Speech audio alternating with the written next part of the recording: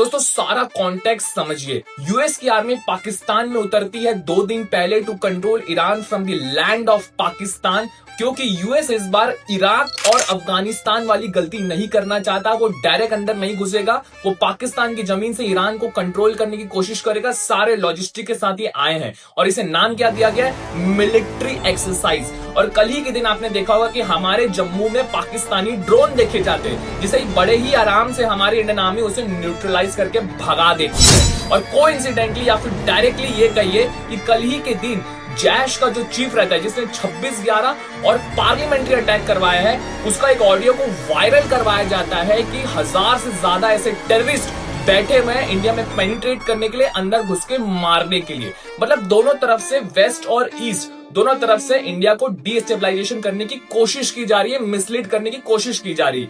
या फिर ऑपरेशन 2.0, ये पाकिस्तान वालों को हमारे ब्रह्मोस की बहुत याद आ रही है। दोस्तों ईरान ने भी कल यूएस को वार्निंग दी है, हम भी काउंटर अटैक के लिए रेडी बैठे। अगर आपने अटैक किया तो हम जितने भी आपके बेसेस है मिडिल ईस्ट में, दुबई, कतर, जॉर्डन, 20 से ज्यादा ऐसे बेसेस है, हम सबको बर्बाद कर देंगे। और दोस्तों यहाँ पर यूएस की 100+ स्पेशल मिलिट्री ट्रूप्स हैं। जिसके बाद पेंटागन, जो यूएस का डिफेंस हेडक्वार्टर है, वहां पर ब्रीफिंग किया जाता है। ट्रंप को सुझाए जाते हैं जितने भी ऑप्शंस हैं इस ईरान के अटैक के लिए, और ग्रीनलैंड को साइड करने की बातें की जाती है। दोस्तों कभी कभी अपना खुद का कट्टरवाद अपने ही देश पर हावी हो जाता है, इसे समझने की बात है। क्योंकि जिस सरकार, जो खमनेई सरकार पूरे 50 इस्लामिक देश पर राज करने वाली थी, इस्लाम में पूरी दुनिया को कन्वर्ट करने की बातें करती थी, अब उसी देश में हिजाब को जलाया जा रहा है, मस्जिद को जलाया जा रहा है। ऐसी तमाम चीजें हो रही है। इसका एक छोटा सा एग्जांपल है महसा अमीनी, जिसे 2022 में हिजाब ना पहनने की वजह से वहां पे उसको मार दिया जाता है वहां की सरकार द्वारा, जिसके बाद ये आग लगती है। क्योंकि दोस्तों वहां पे महिलाओं पर जब से इस्लामिक राज आया 1989 के बाद, वो झंडा भी बदला गया। देखेंगे